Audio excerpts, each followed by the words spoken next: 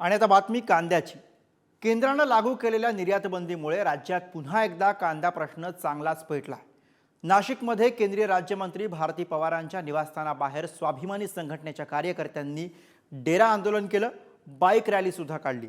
तर तिकडे धाराशिवमध्ये शेतकऱ्यांनी रस्त्यावरती कांदा फेकत निषेध केला। बघूया।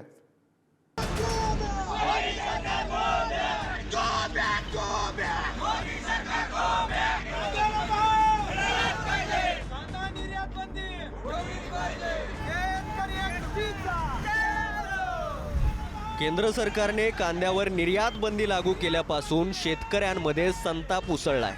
प्रहार संघटनेने केंद्रीय आरोग्य राज्यमंत्री डॉक्टर पवार यांच्या निवासस्थानासमोर डेरा डालो आंदोलनाचा इशारा दिला होता। त्यानुसार चांदवड तालुक्यातील शेकडो शेतकरी नाशिक शहरात धडकले। गंगापूर रस्त्यावरील आकाशवाणी केंद्राजवळ डॉक्टर भारती पवार यांचं निवासस्थान आहे। आंदोलक तिकडे पोहोचू नयेत म्हणून पोलिसांनी खबरदारी घेतली।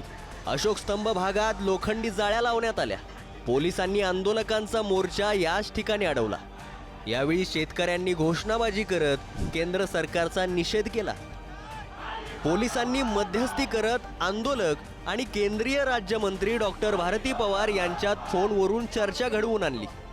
या चर्चेतून शेतकऱ्यांचं समाधान झालं नाही। त्यामुळे आंदोलकांनी आपला मोर्चा जिल्हाधिकारी कार्यालयाकडे वळवला। कार्यालयासमोर ठिय्या दिला। तर तिकडे धाराशिवमध्ये शेतकऱ्यांनी रस्त्यावर कांदा फेकत निषेध नोंदवला।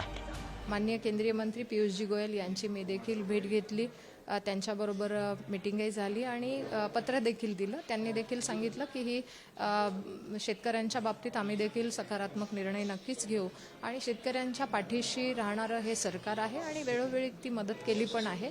यापूर्वी कांदा खरेदी करत असताना लाल कांदा कधी खरेदी झाला नव्हता, परंतु सरकारने तो देखील केला।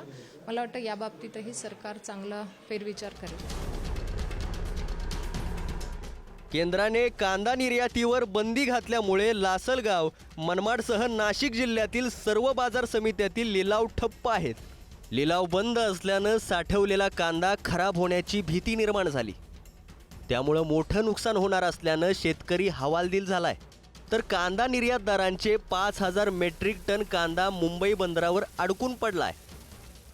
अनेकदा शेतकऱ्यांनी आंदोलनं केलेली आहेत, अनेकदा सरकारला हाक मारलेली आहे, पण सरकार जसं मी सांगितलं की हे सरकार महाराष्ट्राचं नाहीच आहे। हे सरकार महाराष्ट्रातून दुसऱ्या राज्यामध्ये सगळं काही जाईल ह्याच्यावर विचार करत असतं।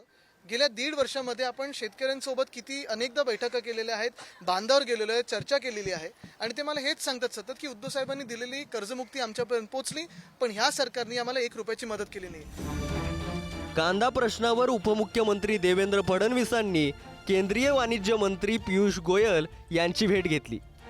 सह्याद्री अतिथीगृहावरील बैठकीत फडणवीसांनी गोयल यांना निवेदन दिलं। दरम्यान कांदा निर्यात बंदीवर लवकरच तोडगा काढू असं आश्वासन पियुष गोयल यांनी दिलंय।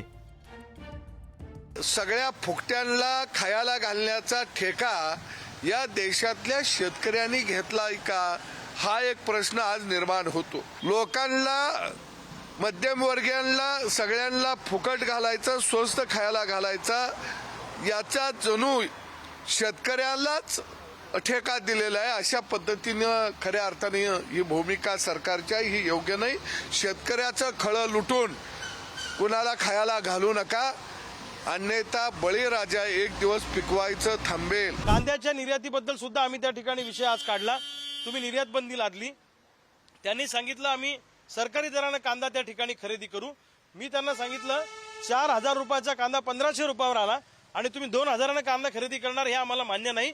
कोणत्याही परिस्थितीमध्ये कांद्यावरची निर्यात बंदी उठली पाहिजे, नाहीतर महाराष्ट्रामध्ये कांदा उत्पादकांचा स्फोट होईल, हे त्यांच्या आम्ही लक्षात आणून दिलं। जिथं पिकतं तिथं विकलं जात नाही, हेच वास्तव कांद्याच्या निमित्तानं वारंवार सिद्ध झालंय।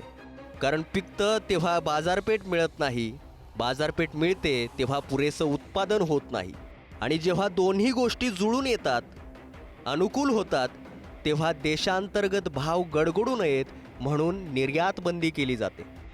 सरकारच्या निर्णयामुळे शेतकरी देशोधडीला लागणार असेल तर जगायचं कसं, हा प्रश्न आहे। खुशाल पाटीलसह सूरज बोरावके, पुढारी न्यूज।